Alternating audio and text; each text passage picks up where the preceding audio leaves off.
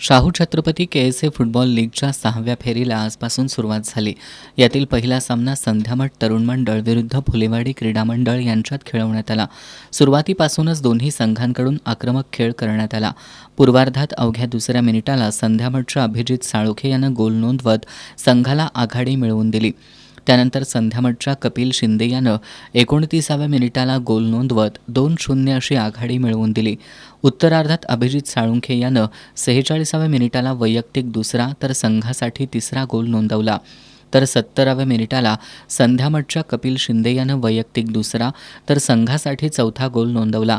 शेवटपर्यंत हीच आघाडी कायम राहिल्यानं हा सामना संध्यामठ तरुण मंडळानं 4-0 गोल फरकानं जिंकला.